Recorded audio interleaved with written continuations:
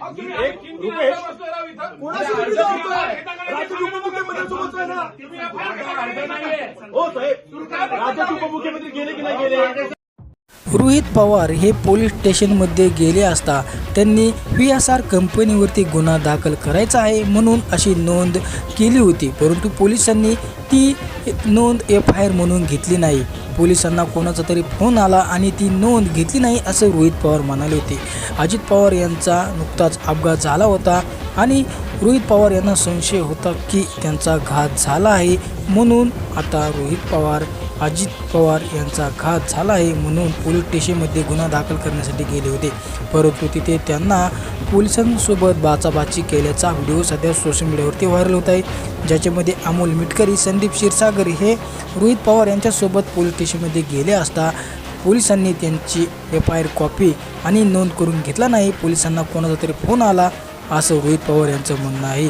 अजित पवार यांचा विमान अपघात झाला होता आणि संशयाचं धुकं हे महाराष्ट्रामध्ये वाढत गेलं होतं, परंतु आता या गोष्टीला असं दिसून येत आहे की पोलिसांनी हा FIR नोंद का करून घेतला नाही आणि पोलिसांना कोणाचा फोन आला हा मोठा प्रश्न पडला आहे. तर मंडळी, नेमकं या व्हिडिओमध्ये काय घडलं होतं याचा तुम्ही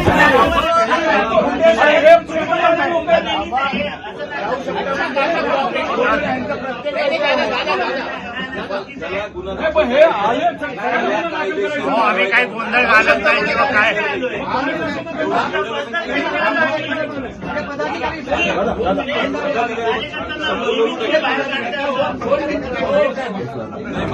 अनुषंगाने ते एक रुपेश कोणाशी विरोध होतोय? राज्याचे उपमुख्यमंत्र्यांसोबत आहे ना? हो साहेब, राज्याचे उपमुख्यमंत्री गेले की नाही गेले?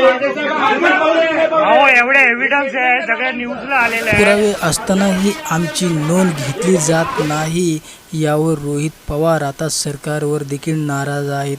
अजित पवार एक महाराष्ट्राचा मोठा नेता हा असा अपघात होऊन मृत्यू पावतो आणि प्रशासन दखलही घेत नाही आणि पोलीस स्टेशनमध्ये गेलं तर त्यांना कोणाचा तरी फोन येतो असा संशय आता रोहित पवार यांना येऊ लागला आहे. तर मंडळी, तुम्ही या गोष्टींकडे कसं पाहतात कमेंट सेक्शनमध्ये जरूर आम्हाला सांगा आणि लोकसंग्रह हे यूट्यूब चॅनल अजून सबस्क्राईब केलं नसेल तर सबस्क्राईब नक्की करा.